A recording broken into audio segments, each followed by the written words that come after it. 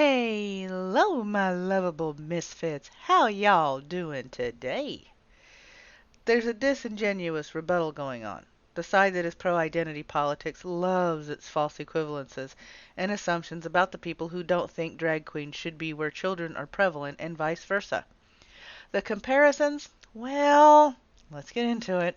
So, child beauty pageants and talent shows are fine, but drag queen events where children are invited are not? No one with a decent moral compass will say anything that exploits children is okay. This includes pageants of any kind. This also includes any parent who shoves their child into the acting spotlight without restrictions and guidelines because they see their child as a cash cow and not a person.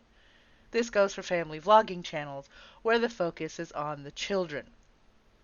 Next. So taking your kid to Hooters isn't grooming, but drag queen story hour is? No one with half a brain would think it's fine to take their kids to Hooters. The food stinks for one, and the uniforms aren't meant to be family friendly. Some would say it depends on how the parents react to the women in uniform, but that's another matter. The thing being ignored is that the women who wait the tables are not shaking their money makers or acting in a sexually explicit manner. Drag queens are overtly sexual. This is the main part of their presentation. From their dress to their actions and what they say, it's sexual. And when you add in books that are not age appropriate, meaning books about sexuality and gender to toddlers and children, it's even worse. According to child development sites, children from the ages of 6 months to 6 years are learning to communicate, motor skills, how to be ambulatory without calamity, and in the case of 4 to 6-year-olds, learning how to negotiate, share, and how to react to the world around them.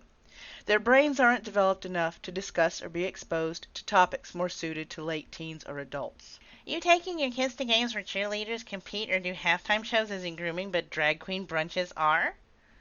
This has got to be the most preposterous of false equivalences I have seen to date.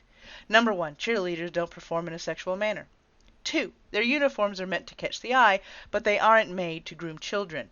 They provide ease of motion as well as being eye candy. 3, they do not aim their performance at any group in particular. They are there to garner support for their team, not gyrate and make sexual motions for money. So, ex-actor was in drag and no one lost their shit. From Klinger on MASH to Tootsie and so many others, the pro-drag camp is desperate to prove hypocrisy to the point where context no longer matters to these people.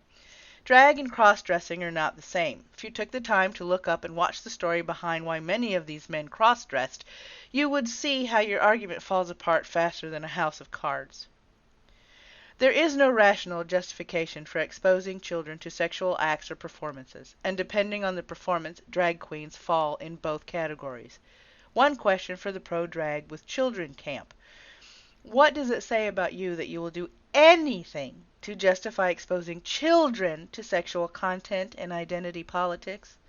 And to those parents who take their children to those events, I'm sorry, but every one of you needs to be investigated by police and CPS for child endangerment and possible CP.